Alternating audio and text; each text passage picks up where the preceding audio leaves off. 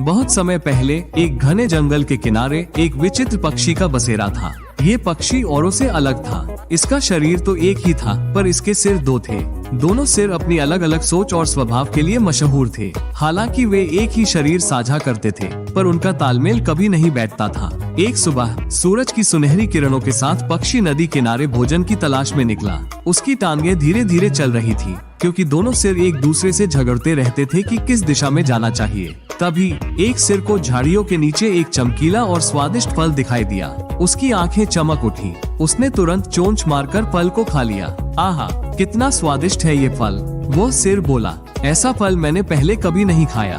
दूसरे सिर ने देखा और उसकी भी इच्छा हुई।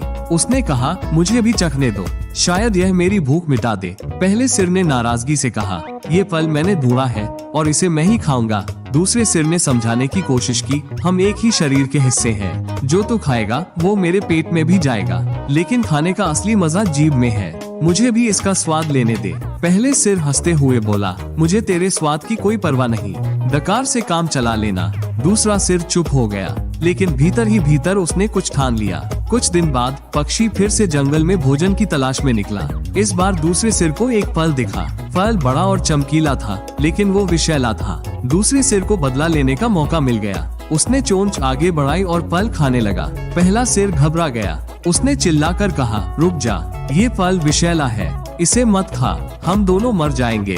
दूसरे सिर ने ताना मारते हुए कहा, तुझे मेरी परवाह नहीं थी तो मुझे तेरी क्यों होनी चाहिए? मैं जो चाहूंगा वही करूंगा। और उसने सारा फल खा लिया। थोड़ी ही देर में पक्षी को अजीब अजीब सी हालत महसूस होने लगी। उसका शरीर कांपने लगा और दोनों सिर लड़ते लड़ते बेहोश हो गए। पक्षी वहीं गिर पड़ा और धीरे धीरे उसकी सांसें थम गईं। इस दुखद अंत के साथ जंगल के जानवरों ने एक महत्वपूर्ण सबक सीखा, एकता में ही शक्ति है। अगर हम अपने भीतर तालमेल और सहनशीलता नहीं रखेंगे तो इसका परिणाम हम सबको भुगतना पड़ेगा। मिलजुल कर काम करने से हर मुश्किल आसान हो जाती है।